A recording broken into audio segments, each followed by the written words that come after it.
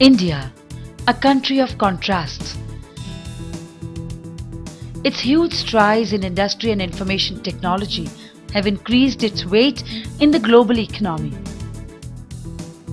But only a minority of people in big cities have benefited.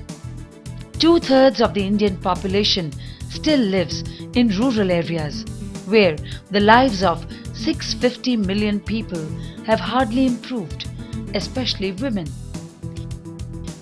Women are active in most agricultural activities and often shoulder entire farming responsibilities when men migrate to cities in search of work.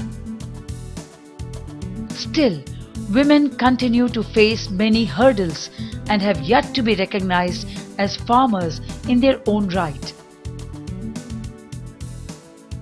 In India, over 90% of poor women work in the informal sector without social benefits or economic security.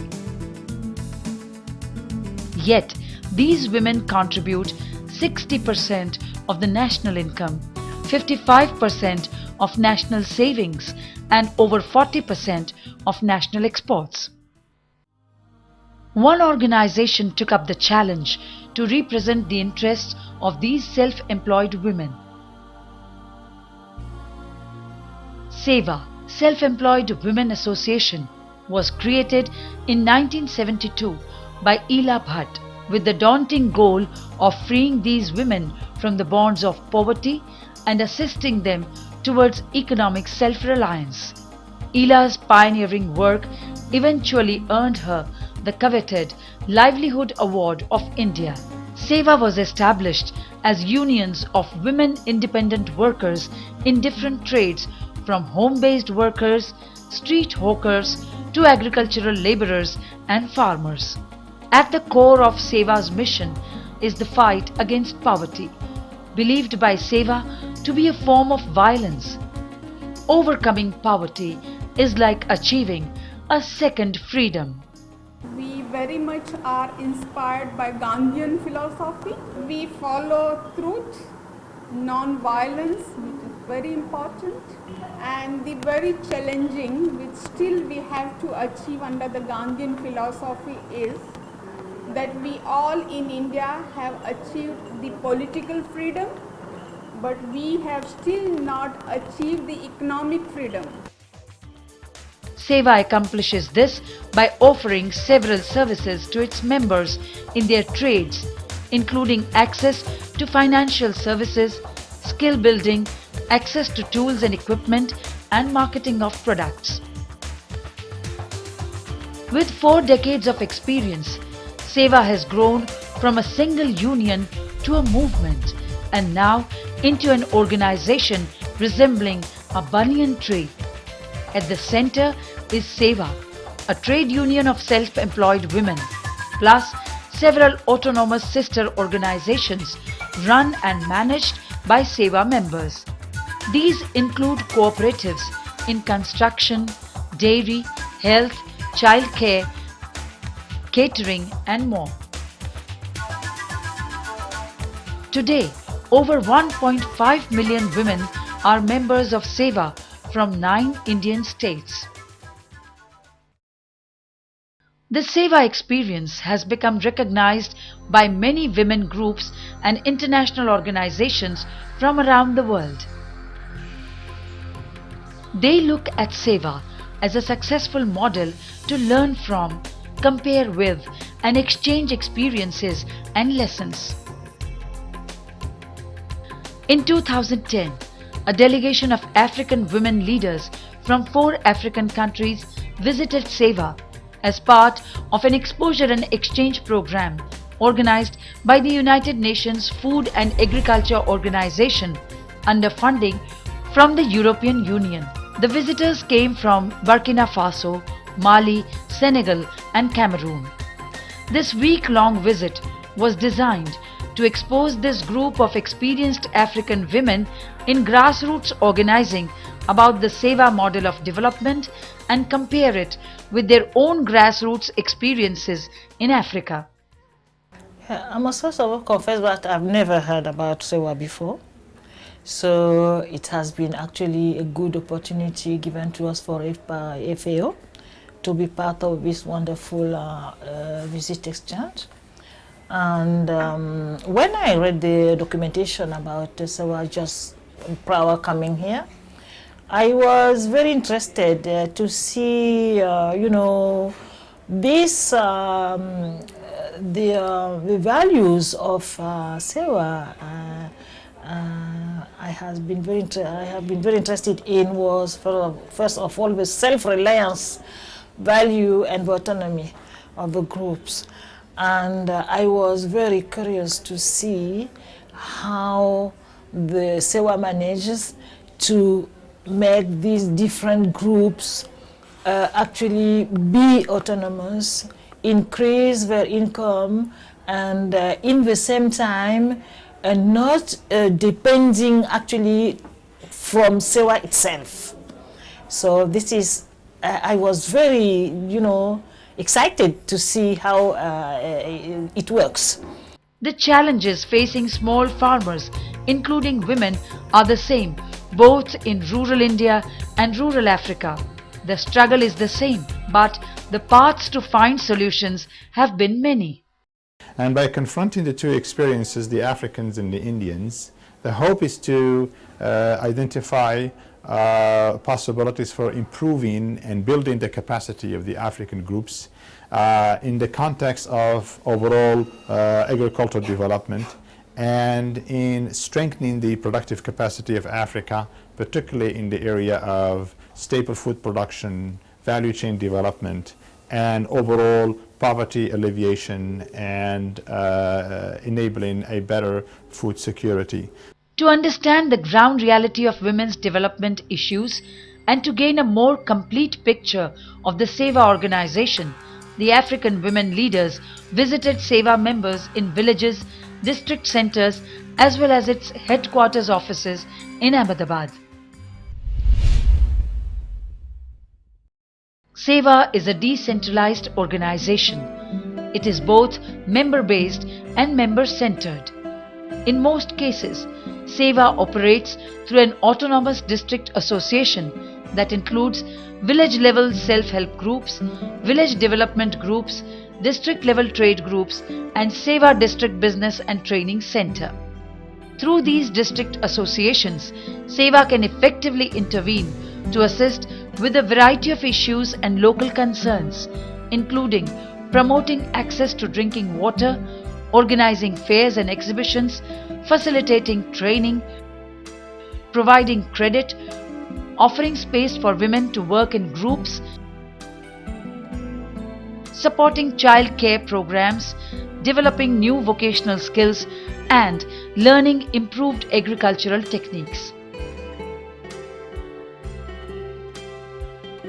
With this decentralized structure, SEWA's approach to development is truly bottom-up, relying on the grassroots organizing to identify problems, locally formulate solutions, and only going up the organization's channels when problems become larger and shared across districts.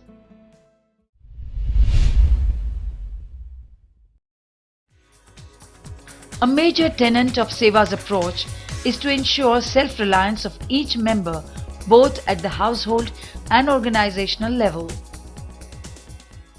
We very much believe to our experience of all these years that self-reliance could only be achieved if the women workers, though they are poor, though they are illiterate, but if they are the owner, user and manager of their own trade or own organizations. But we organize so that the women workers themselves are involved in raising their issues, planning the solution for that, planning the activities for that, implementing the activities and also monitoring. So they themselves are involved in everything. And we believe that creating assets in the name of women is the surest weapon of fighting poverty. Self-reliance begins with the education of its often illiterate women, But the end goal is to help members becoming owners and managers of their own trade. Education is an important tool to self-reliance and to improve livelihood. The program started like this, one letter came in the urban area, in the slum area, and they were not able to read the letter. So they were waiting for SEWA girls who was working in that slum area, that girl will come and then we will show you, please read letter to us. So they have to wait for 24 hours so that somebody can come and read letter for them. All the members of our SEWA, they told, okay, we want to know how to read and write. So please, you, along with all this program, you teach us how to read and write. Self-reliance also requires that women know their rights in order to secure them, govern their enterprises and assure their future.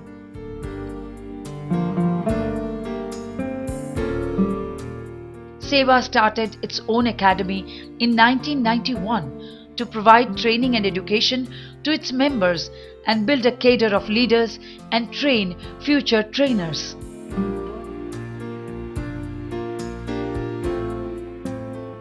In rural areas, district associations take care of training teachers and running the literacy programs. Beside basic literacy programs, SEWA also trains women through workshops to provide specialized teaching skills, micro-business management, banking,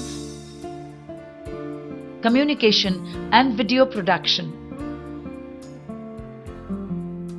Besides the SEWA Academy, SEWA also runs a separate manager training school that offers advanced course programs with the goal of developing a cadre of grassroots-oriented managers who in turn facilitate economic self-sustainability.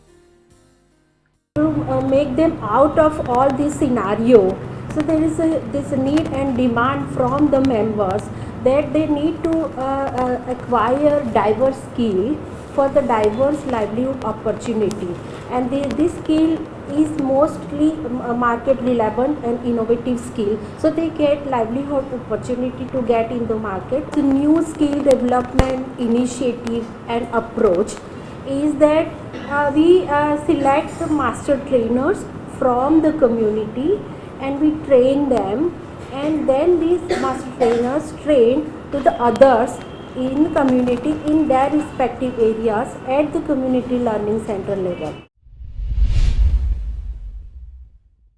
Beyond basic education, the road to self-reliance and economic empowerment requires access to financial services.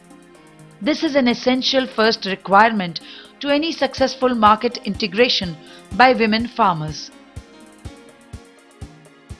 SEWA operates its own bank, created in 1974. The SEWA Bank is unique in the world.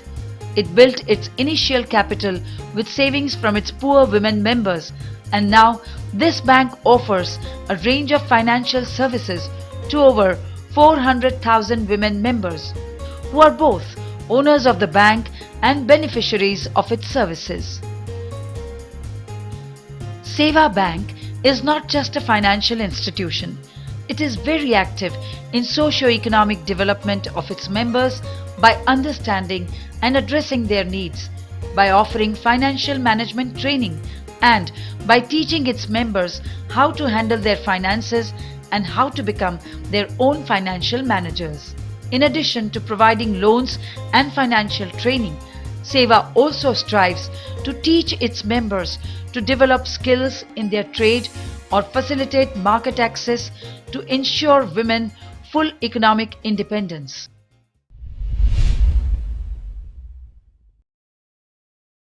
SEWA's integrated approach, combining education, access to finance and skill building, are illustrated by many of its successful member-owned and run companies. SEWA textile and clothing production begins in the village home where women make their embroidery.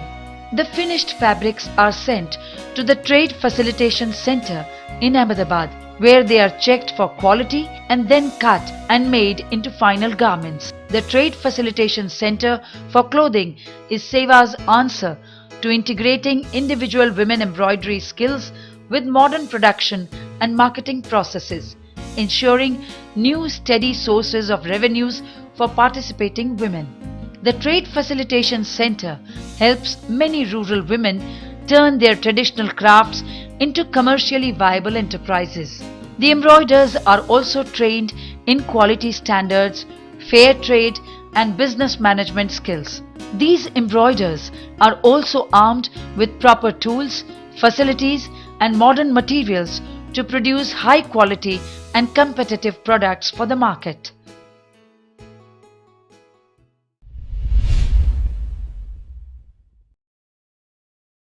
Through its district association, SEWA also serves as a link between village members with the local private sector and government programs. SEWA works as a pressure group when some work has to be implemented with government agencies. We do strongly believe in political action because all our actions, day in and day out, are political actions.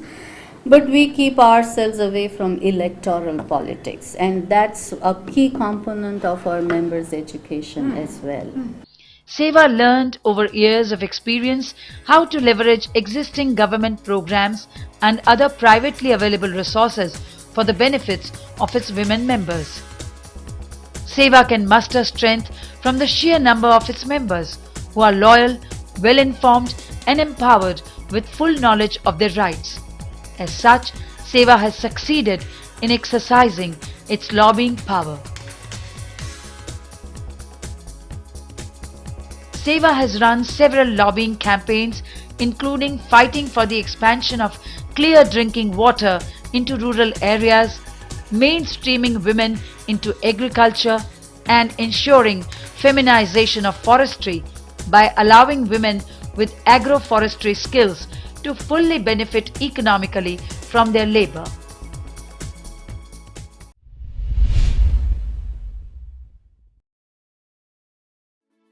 Since the majority of SEWA members are small marginal producers or agricultural laborers in rural areas, they are often hindered by lack of market information, difficult access to markets, and limited individual bargaining power to get fair prices.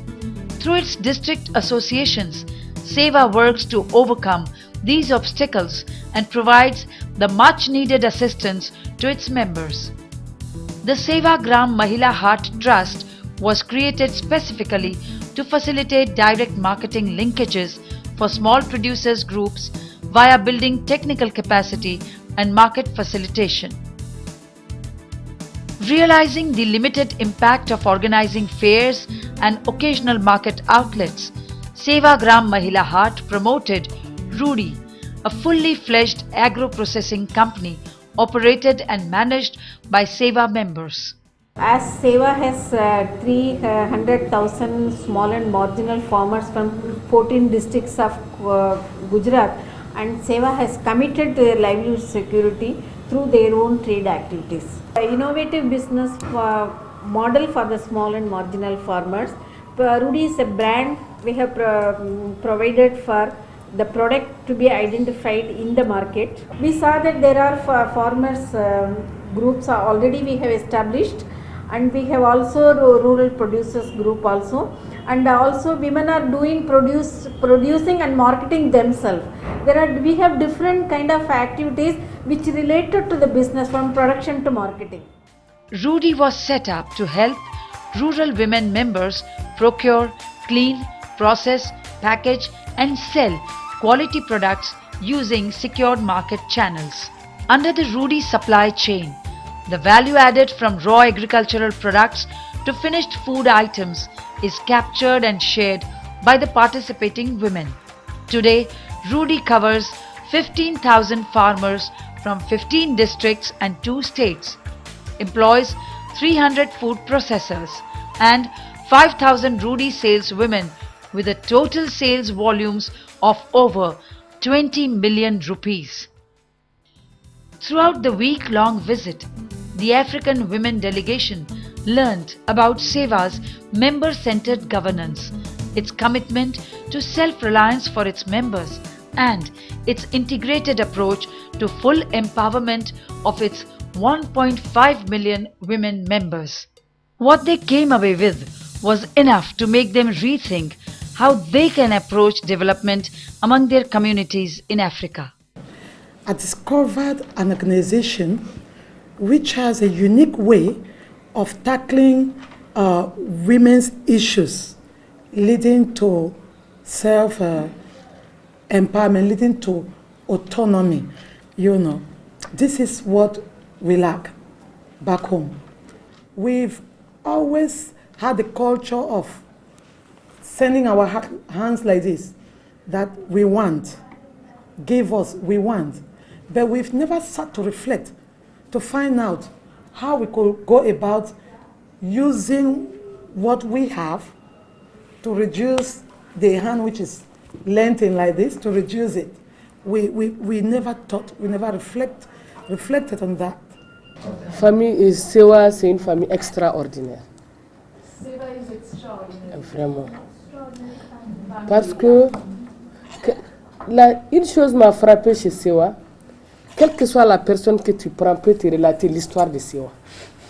Ça veut dire que les gens connaissent, ils ont vécu avec SEWA et ils ont vécu les choses, ils ont fait les choses, ils connaissent les choses. Quelle que soit la personne que tu prends, en tout cas depuis qu'on est venu, Shayaben a relaté, lorsqu'on a été dans le village, là, c'est elle qui a fait tout le truc. On dirait qu'elle vit là-bas. Ça veut dire qu'elle connaît l'histoire de SEWA. Et ça, c'est très important dans une organisation. Se connaître soi-même. There have been so many things, so wonderful things we have seen here. But two things actually impressed me a lot. The way the decisions are taken. This participative, you know, a manner of taking decisions, and the possibility from somebody coming from the grassroots level, you know, thanks to this, you know, manner of exchanging information, you know, building the capacity, empowering everybody. It is possible for somebody coming from the grassroots level to be part of a decision-making, you know, system, and this is very, very, very important for me. And of course, SEWA Bank is one example of, you know, facilitation for these poor people to have access to loans, which is very important for the social and economic empowerment of the groups. À SEWA, j'ai vu que les femmes sont responsabilisées, ça c'est d'un. L'information, c'est partagé. Il n'y a pas eu de rétention d'information. Tout le monde est au même niveau d'information par rapport aux activités qu'elle mène. Donc ça, c'est une bonne chose. Ça veut dire une bonne gouvernance chez nous au niveau du Sénégal. So one of the major lessons I'm going home with is that all what you do is needs-based and demand-driven. I saw an association where women are assertive, where women could speak for themselves. I mean, the real assertiveness from township to villages. It's great to see that it's like SEWA springs up wherever the government is absent. SEWA's there. It's very inspiring to see an association that is based on, you know, on the principles of Gandhi. Not just at the top, you don't just say this is our vision, this is our mission. You implement it and it's kind of the guiding spirit for everything. So that's very commendable. SEWA offers a particular development model, and we are still grappling with the notion whether SEWA's model is replicable elsewhere or not. There are certain elements about SEWA that are unique to SEWA and unique to its history and unique to its philosophy. But there are a number of what we call the operative approaches, how SEWA does things, that are replicable and that are transferable and can be adapted to others. And these are the lessons we are trying to get through this, and also as a follow-up workshop and others. Maintenant, le seul mot que je dirais à SEWA, c'est merci. Merci et merci encore.